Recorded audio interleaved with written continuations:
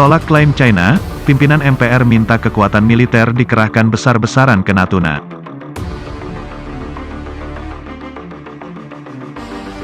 Wakil Ketua MPR, Syarifuddin Hasan, meminta pemerintah mengerahkan kekuatan militer penuh untuk menjaga kedaulatan Indonesia di wilayah perbatasan Laut Natuna Utara dari ancaman pelanggaran batas wilayah dari negara lain, khususnya China, yang mengklaim daerah itu sebagai bagian dari wilayah negaranya.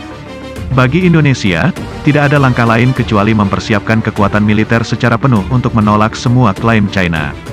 Indonesia harus tegas dan nyata bersiap-siap, kata Hasan sebagaimana dikutip dari siaran tertulisnya di Jakarta, Minggu, tanggal 5 Desember tahun 2021.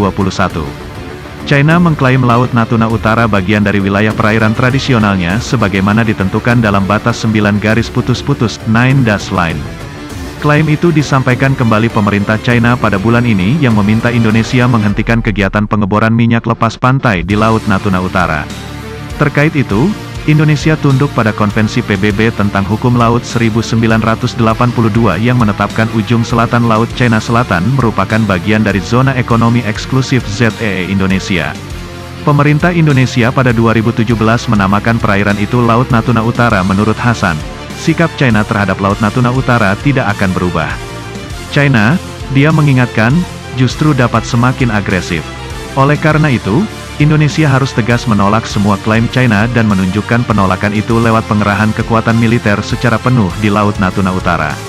Saya meminta pemerintah untuk bersikap lebih tegas dan menolak semua klaim China itu.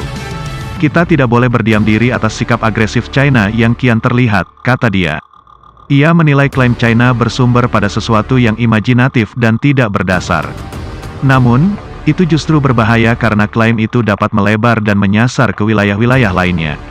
Bagi dia, Indonesia tidak perlu takut bertindak menolak keras klaim China, meskipun negara itu adalah salah satu mitra dagang terbesar. Benar bahwa China adalah salah satu mitra dagang terbesar Indonesia, tetapi jangan lupa posisi Indonesia sangat penting dan strategis bagi China, terutama pasokan bahan baku dan komoditas, kata dia. Indonesia juga adalah pasar yang besar bagi China.